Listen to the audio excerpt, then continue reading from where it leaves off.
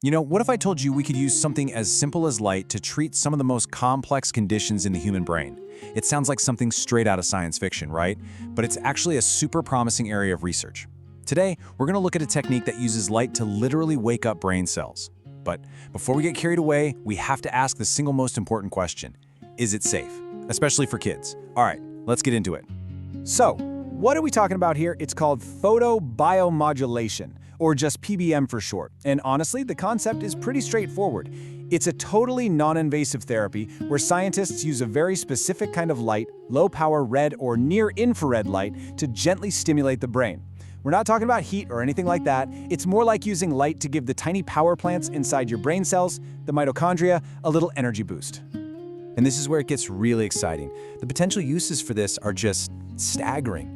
Studies are already showing that PBM could be a game changer for a whole range of conditions. We're talking about things like stroke, Parkinson's, and even traumatic brain injuries. But what's really got everyone's attention is the possibility of using it for neurodevelopmental disorders like autism and ADHD. Okay, but hold on a second. This is where we have to pump the brakes. A kid's brain isn't just a mini adult brain. It's a work in progress, a dynamic, buzzing system that's still building itself. So when you think about introducing any new therapy, even one that seems as gentle as light, you have to be incredibly careful. The number one question scientists had to answer was this: is PBM truly safe for a brain that's still under construction? Let's really dig into why this is such a big deal. The developing brain is just in this constant state of flux, It's forming new connections, pruning old ones. It's just incredibly active, and that makes it really vulnerable. Any new intervention, if not done carefully, could potentially mess with these delicate processes. So before PBM could even be considered for kids, we needed cold, hard proof that it wouldn't cause any unwanted side effects. So how in the world do you check for harm at a microscopic level? Well, researchers decided to focus on one really key indicator: neuroinflammation. You can think of this as the brain's own internal alarm system. When the brain senses any kind of trouble, stress, injury, you name it, it kicks off an immune response. And while that's normally a good thing, you don't want that alarm going off when it shouldn't be. To see if that alarm was being tripped, the researchers looked at the brain's dedicated security team. These are a special group of cells called glial cells. I want you to picture them as the first responders on the scene. Their whole job is to keep things running smoothly, and if anything goes wrong, they're the first ones to sound the alarm. If PBM was causing any kind of stress, these are the cells that would tell us. Okay, so this security team has two main players. First, you've got the astrocytes. Think of them as the maintenance crew, the ones making sure everything is balanced and all the important neurons have the support they need. And then you have the microglia. These guys are the frontline security guards constantly patrolling the area, looking for any sign of danger. If you see a sudden increase in either of these cell types, that's a huge red flag for neuroinflammation. So with all that in mind, the researchers designed a really clever, straightforward experiment. They took young rats whose brains are still developing and split them into three groups. One group got the real PBM light therapy. A second group, called the sham group, went through the whole process, but the light was never actually turned on. That's a super important control. And a third group was just left alone.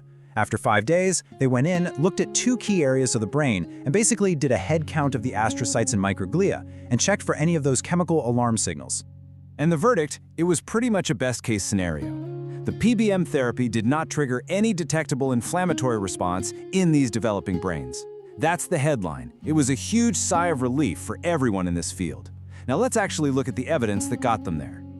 First up, the astrocytes, the brain's maintenance crew. What you're seeing here is a simple bar chart. The height of each bar just shows how many of these cells were present. And as you can see, the bar for the PBM group is right there with the sham and the control groups. No spike, no alarm, nothing to see here, which in this case is exactly what you want to see. All right, now for the second part of that security team, the microglia, those patrolling immune cells. And guess what?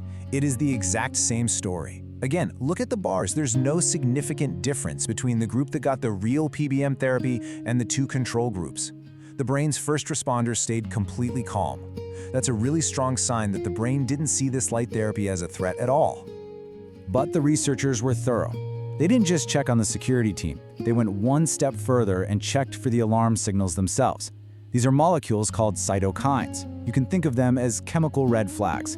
And this table tells you everything you need to know. For all the key inflammatory signals they measured, same result, no significant difference. The therapy didn't just avoid alerting the guards, it didn't even set off the silent alarm. So what's the bottom line here?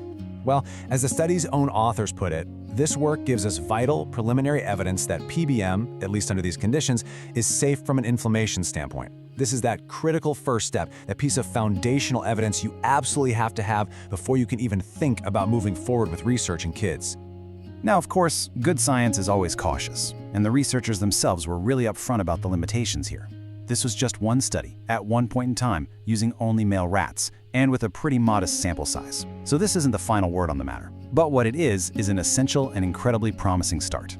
It really paves the way for bigger and more detailed studies down the road. Which really leaves us with this one very exciting question. Now that this huge safety hurdle seems to have been cleared, it really opens the door to responsibly explore what PBM can do.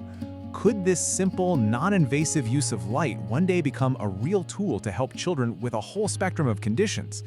Well, thanks to this study, that future is looking a little bit brighter.